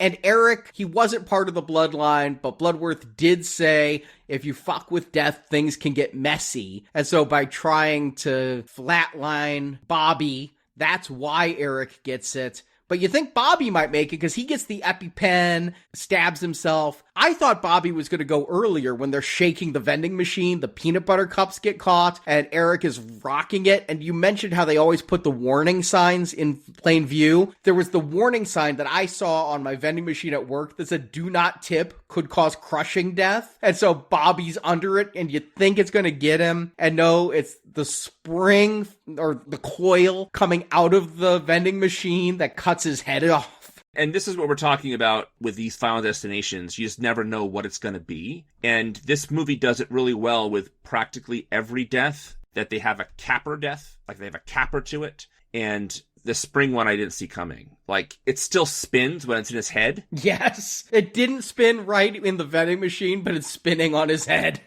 These little things make it fun. The directors, they understand what movie they're doing. It does feel kind of rushed, though, at the end with this double death and then what we get later on, and we'll talk about that later. But this feels kind of where it's rushed because there's not that many people left now. There's only 3 people, and this movie's been going on a while. And again, a lot of this is probably reshoots because I think the mother died. And the mother decides basically to sacrifice herself, not by dying, but by taking on Iris's life of seclusion. As long as Darlene is alive, Stephanie and Charlie are safe from death's design, so Darlene will spend the rest of her life in the cabin. They're rushing to her RV, and wouldn't you know it, that penny, that single penny, which Iris grabbed from the bratty kid's hand and taped in her book, that penny falls out of the book and rolls, and the old lady picks it up. That penny's going to be coming back later.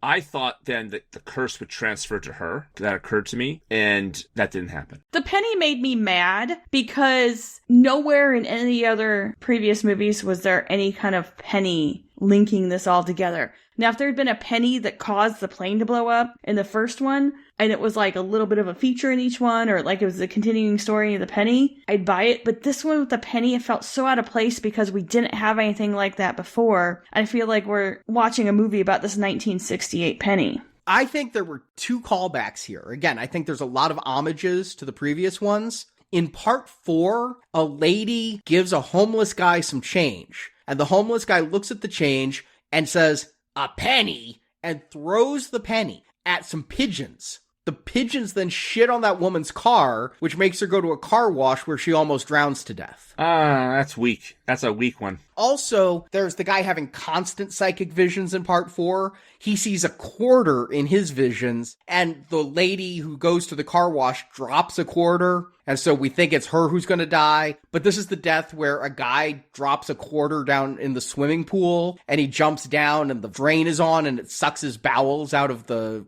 pool drain. So there were coins there. Also, I noticed again, because I watched 4 and 5 between 2 viewings of Bloodlines, in part 5, 3 different times, somebody pricks their thumb and gets a drop of blood before an accident. In the main crash at part 5, a guy pricks his thumb before the bridge collapse. Then the nerdy guy pricks his finger right before his death by acupuncture. And then the main guy pricks his thumb again when he's on Flight 180 just before the plane's torn apart. And here we have Iris, when she was putting the rose on Paul, pricks her thumb, and we get that 1 drop of blood. And then at the very end of the film, Stephanie's putting a rose on Charlie and gets the 1 drop of blood. I think the penny and the drop of blood are callbacks. I'll give you the drop of blood. I don't buy the penny one, but I'll give you the drop of blood. I think you're giving them too much credit, Arnie. But we're at the climax at the cabin. They do 2 homages to the log truck. The RV almost crashes directly into a log truck, and you're like, ha, that's part 2. But then we're going to get a log death later on. And the log truck also appeared in the book and on the wall of the grandmother. So yeah, I enjoyed seeing the log truck so much. But it turned out to be a harbinger for later in this movie, not just a callback to part 2. A lot of the deaths from the previous 5 movies were sketched in that book and also sketched during the end credits here. Again, could feed that theory of the tower started everything, or could just be homages to it. But I gotta say, the movie peaked with the MRI scene. This ending kinda sucks.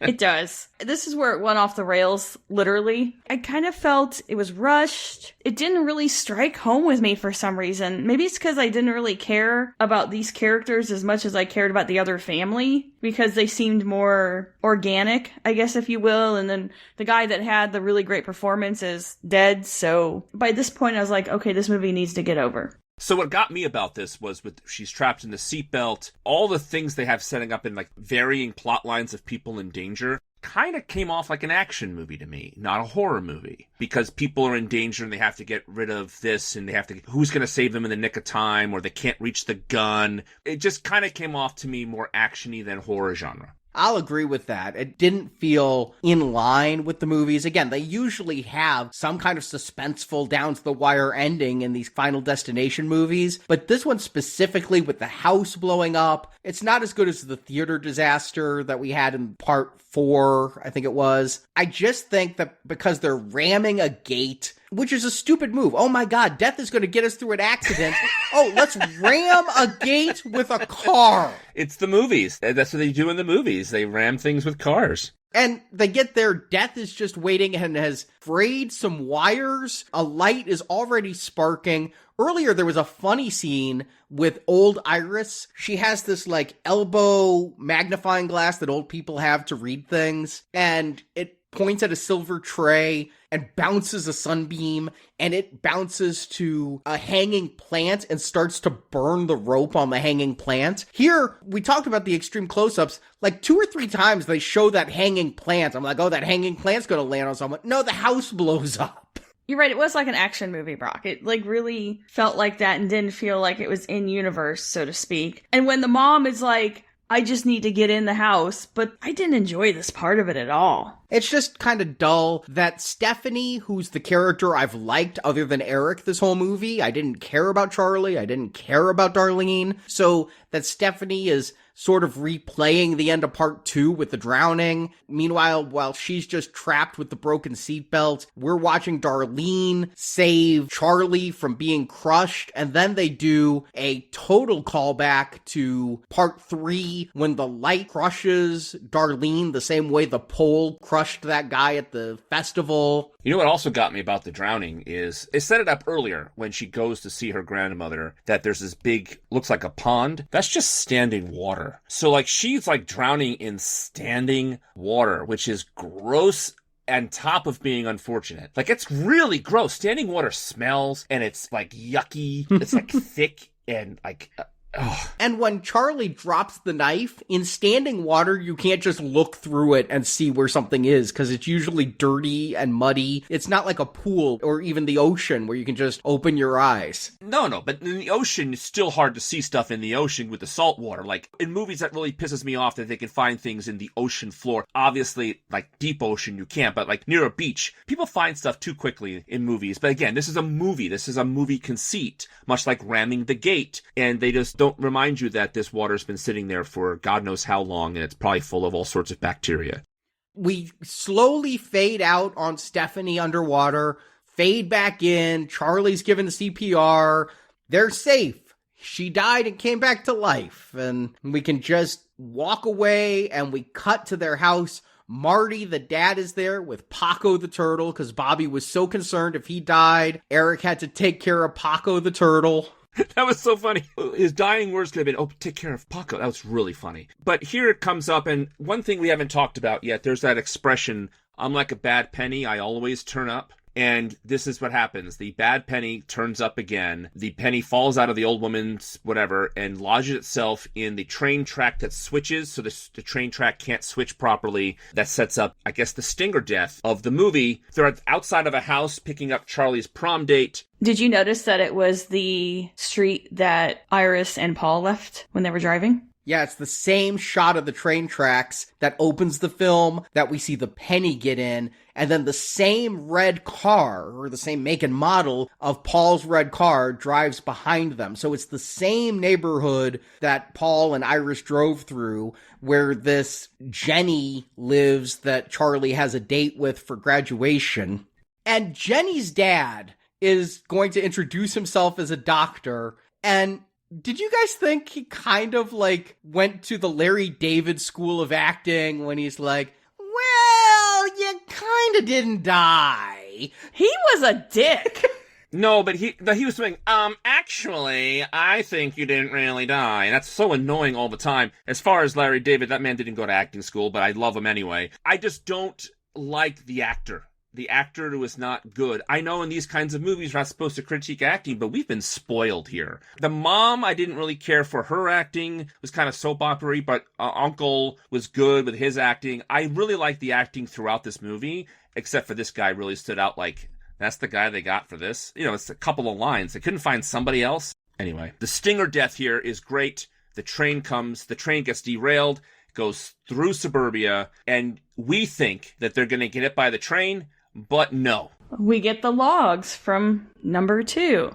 And the train itself is a callback to number 3, where we had the train derailment death. Or even something getting lodged in the tracks is a callback to part 1, when Sean William Scott got his head cut off by that piece of scrap metal on the train tracks, so...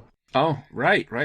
Or it could just be, you know, something that they did. But I don't know. I think there's enough callbacks here. I just think there's a lot of fun that they have a train in the middle of suburbia being the impetus. All of these things are outrageous. It's a fun little capper death because it comes out of the blue, or in this case, out of the tree-lined street. What I love is this is one of the few deaths in this movie where they think they're safe and then die.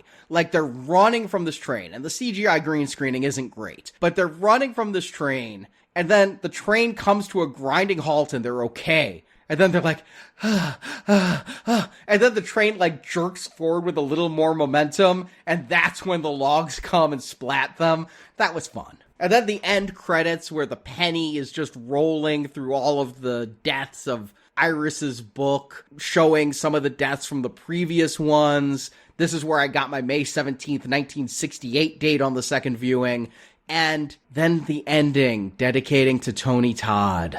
Well, here's the fun thing about this is, and it's sad, but it totally occurred to me. So the 2 kids die at the end with the logs falling on top of them. So they're the last ones with that line. And then R.A.P. Tony Todd, that means death finished the job because Tony Todd is now dead. You get what I'm saying? Like, because he was the next one in line. Mm-hmm. Yeah, because Stephanie says Iris wasn't just protecting us, Iris was also protecting you. And now that Iris's bloodline is gone, Bloodworth is screwed. Right? He was the next one, so I thought that was very fitting. Sad, but fitting for this movie. So, Marjorie, Arnie, do you recommend Final Destination Bloodlines? Marjorie. You know, I'm going to recommend this movie, and let me tell you why. The guy who played Eric was fantastic. He stole every scene he was in. He was really fun to watch. Like, he got the assignment. He ate it up. It was great. And it's Final Destination. You gotta love the series. It's fun, it's inventive. Even if this one didn't, like, quite hit every mark, it had enough in it that you're gonna laugh, you're gonna be a little grossed out, probably get a little squeamish.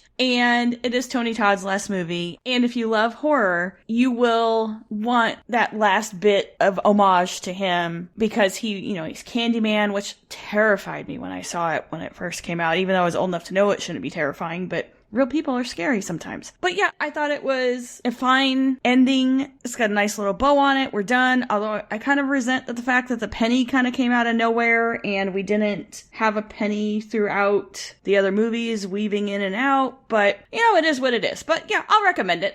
Arnie. Yeah, I think Final Destination is back and it's almost as fun as it's ever been.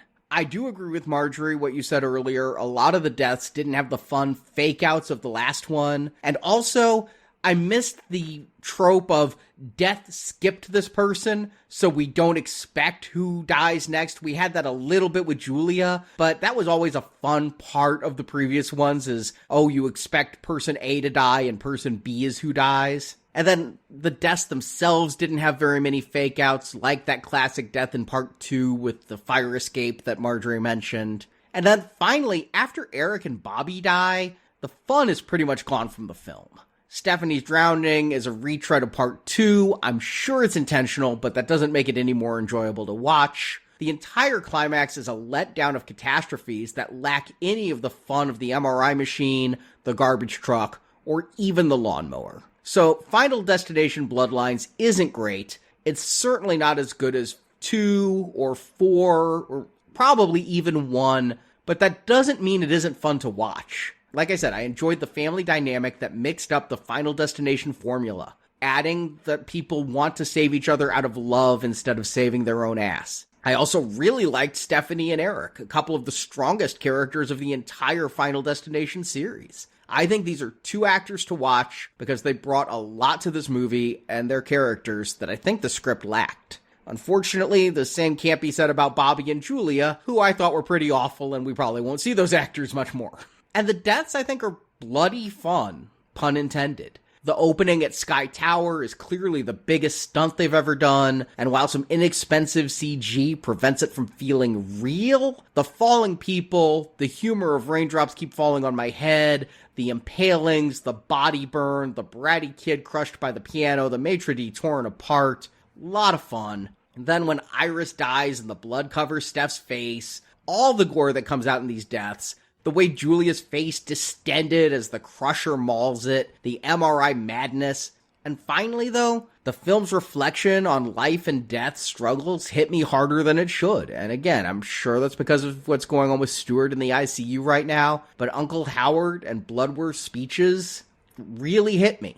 Unfortunately, it's sad to me that Final Destination came out in May, because if you're looking for fun kills, a treatise on death and enjoying the life you have, and honestly, the best Final Destination movie maybe ever, we already got that this year, and it's called The Monkey. It was funnier, it was more poignant, and it was even bloodier than this Final Destination. I love The Monkey, and these two hit the same notes. But that doesn't mean I don't like Final Destination Bloodlines. In fact, I'll give it 2 awards. 1, this is the best movie with Bloodline in the title. So put that little statue on your mantle. And 2nd, I think this is a bit of redemption for Zach Lipovsky, whose previous 2 films are some of the worst ever reviewed at Now Playing, and he's getting a green arrow from me for this one. So it's a recommend for Final Destination Bloodlines. I can't disagree with most of what Arnie just said. I had a similar experience here. Look, Final Destination Bloodlines is like a terrific relaunch for this series, right? I think the 14 years in between the last one and this one did a favor to the series because some of these deaths seem more fresh than possibly they would have if we reviewed this movie after watching the other 5 in succession. The time that it's taken for this new one can introduce these kind of conceits to a new generation, but at the same time, it really kind of goes in line with what we're expecting being fans or have at least seen the other entries in this series. The filmmakers figure out great fake outs and then surprises how the deaths went down. I mean, the Rube Goldberg deaths were clever and fun and appropriately outrageous. I thought the CGI was over the top enough that it didn't really make you think about too much what actually is going on with these people's deaths. It kind of helped with the gruesomeness a bit. The change in the formula of the premonition being a dream instead didn't bother me at all. And obviously Tony Todd was just nice to see. Look, they bring back a lot of dormant series for no reason but nostalgia. And if all dormant series came back as strongly as Final Destination Bloodlines did, I think we'd all be a little happier, you know? So I'm definitely giving this a green arrow. I had a lot of fun, and I know I'm going to enjoy it again when it comes to streaming, and I'm going to sit down and watch it with my daughter, because I think she's going to love it. And I think we're going to be back in 2 to 3 years to talk Final Destination some more, because this movie is opening huge. Its first night, Thursday night, got $5.5 million, which is more than Sinners got on its preview night. And it's currently tracking, based upon Friday numbers, to get about 46 million in its opening weekend. Early projections were 30 to 40 million. Now, the movie cost 50 million, but I'm talking only domestic opening weekend to almost get your budget back is phenomenal. 50 million isn't out of reach, and that would be more than Sinners made its opening weekend. This movie will not have the legs that Sinners has. This movie will be completely crushed by Lilo and Stitch and Mission Impossible in 6 days, when Mission Impossible takes all the IMAX screens away from Final Destination. But that's still a great opening, and on its first Friday, it outgrossed Final Destination 1, 2, 3, and 5's entire opening weekends. So this is clearly going to be one of the best grossing Final Destination movies ever. Warner is going to want more of this, especially since Warner's final Conjuring movie comes out this year and they're done with that franchise. They're going to see some money in horror by coming back to Final Destination. And I think they were waiting to see how this one did, so we're not going to be blessed with one next year. 2 years is possible, 3 years is likely. So yeah, I think we're going to be back in this series, and we're not going to be able to avoid death much longer. Arnie, what's coming up for our listeners? Well, I've mentioned Stuart several times during this review. I obviously would because he's on my mind a lot. But as I posted to social media and as was mentioned in the Ghost of the Shell, the new movie podcast that came out on Friday, we actually got some good news. He's been texting me the past few days. He's not out of the woods, but he's doing better. And after all of the emotional turmoil we've had the past few weeks, I really think it's time to take a deep breath and try to have some fun. Stuart is feeling like maybe watching a movie again soon. I thought maybe for our patrons in May, let's just have some fun. Weird Science is turning 40 years old this year. It's a John Hughes film we haven't covered. So this Friday, for patrons, join us as we boot up our computers and watch Weird Science. Weird Science. I'm really curious how Weird Science holds up in 2025. I watched that movie so much when it was on cable, and we actually dubbed it off cable on our VHS, and we would watch it whenever we felt like it for years. I was able to quote that movie for many, many years. It's where I first saw Robert Downey Jr. in a movie. I have not seen it since I was young, so I will rewatch it before I listen to the episode because I'm dying to see how it holds up. Just one of those movies that is such of its time. What a great idea, and I'm glad. It's an anniversary most people would have missed, but not Hear It Now playing. We don't miss that kind of thing. So Weird Science is coming up. Well, Marjorie, Justin, and I reviewed Ferris Bueller all those years ago, so it felt right that the three of us go back to John Hughes. Of course, Breakfast Club was our 1000th episode with all 7 of us, so, you know, it's kind of nice to get some of these John Hughes 80s classics. Then next week, no, we're going to not review Mission Impossible 8. Stuart is still in the ICU, and we are not going to do that series without him. The impossible mission is for Stuart to get to the theaters right now, let alone record. We're just hoping, you know, he can get out of the ICU, let alone get to the movies. So instead of Mission Impossible, let's do that other Tom Cruise action franchise, Jack Reacher. Yeah, it's me, you, and Jason on that one, and being a fan of the Jack Reacher character, I thought it was a great idea to do the duology of Jack Reacher. Yeah, and we're going to do both next week. That's right, we're doing a free Friday show next week. You know, normally Friday's our donation series. Our donation drive is coming to an end. We have released all of our hacker movies, 3 of the Ghost in the Shell movies. When Stuart's better, we will get all donors that 4th movie, and all of our werewolf movies. So next Friday, there's not going to be a donation or a patron show. There's a free for everyone show of Jack Reacher, Never Go Back.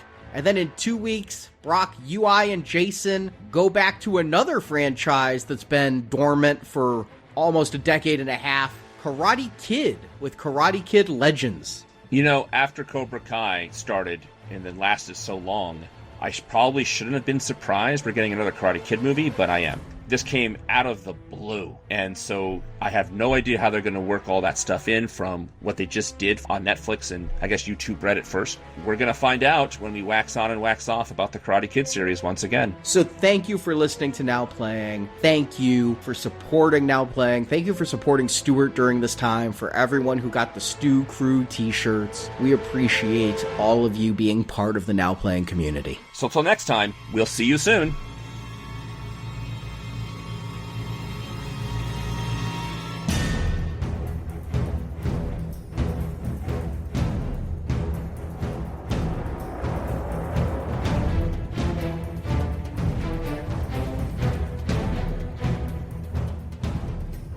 Your friend's departure shows that death has a new design for all of you.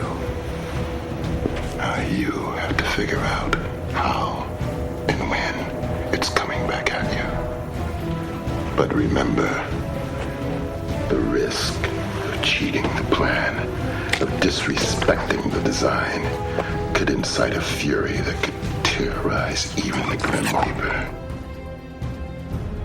And you don't even want to fuck with that, Mac Daddy. Thank you for listening to this episode of Now Playing. Well, that went well. Remember to come back to NowPlayingPodcast.com each week as we review another film. I was meant to see this movie.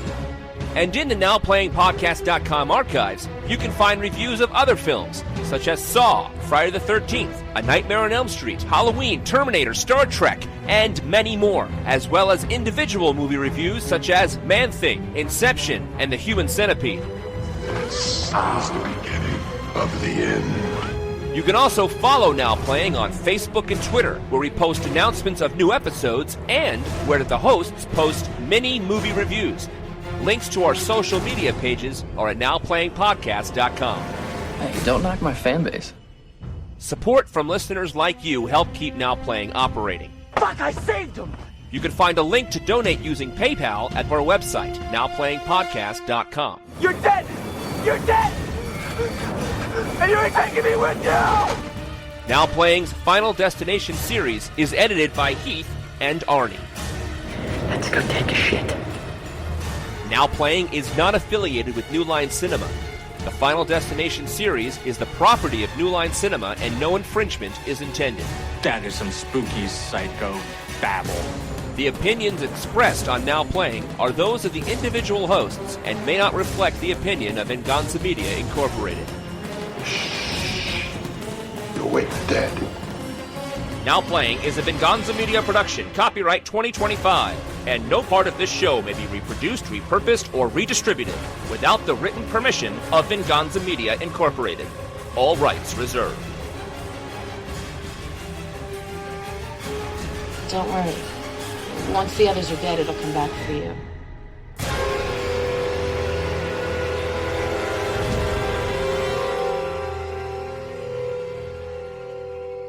I'll see you soon.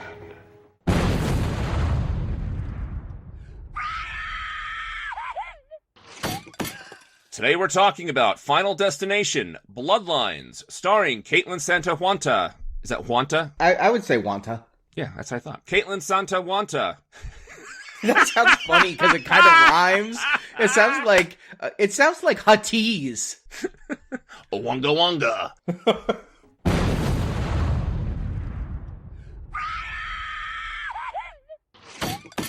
Uncle Henry was Iris's first child, so now Henry's 3 children. It's Howard, not Henry. Oh, Howard. Did I say Henry earlier too? Yes. Yes. And I had to check in your notes to make sure that I was like, I thought it was Howard, but... Okay. Thank you for catching that. You're welcome. I appreciate it, and Heath appreciates it even better. You're welcome, Heath.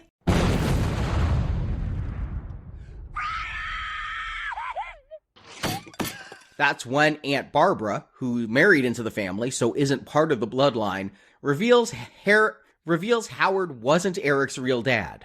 Arnie, it's Brenda. My God, am I tired. And just so we're clear, the turtle is Paco. Yeah, Paco. Yes. Just making sure.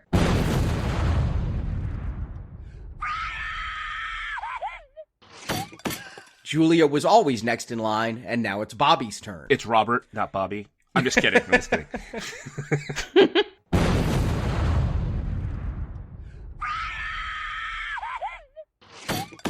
So Barbara and Henry. Howard. So Barbara and Howard.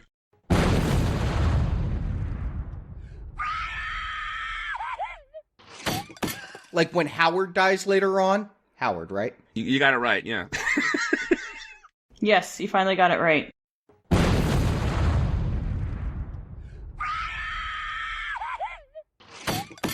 You know, we get Howard and Barbara, like, trying to reconnect during the scene. The whole barbecue scene has so much going on. It's Brenda. Oh, this running gag is great. I love it. I know. I think at this point, we just need to leave it in.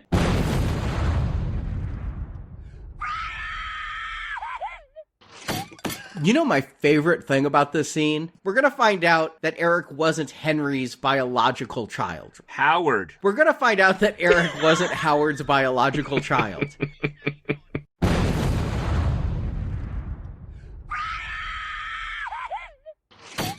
But we're going to get rid now of Marty and Barbara? Is it Barbara? Brenda.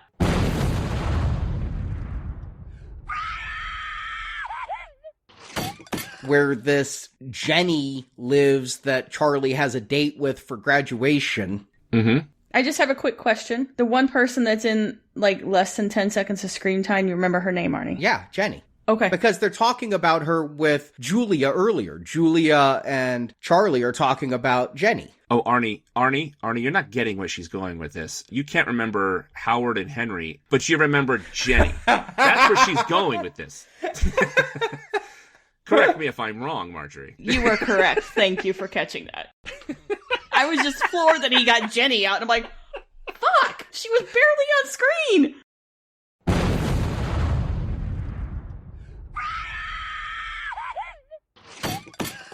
Was I calling Barbara Beverly in this movie? You mean Brenda? Brenda, yeah. Brenda. There you go. So you can't even get the question right. Because I'm wondering if I'm thinking of Howard the Duck with Howard and Beverly. Oh, all right, maybe. All right, maybe. That could be. It's Howard and Brenda, though. Almost. You're almost out of the woods. Luckily, you don't have to say them ever again.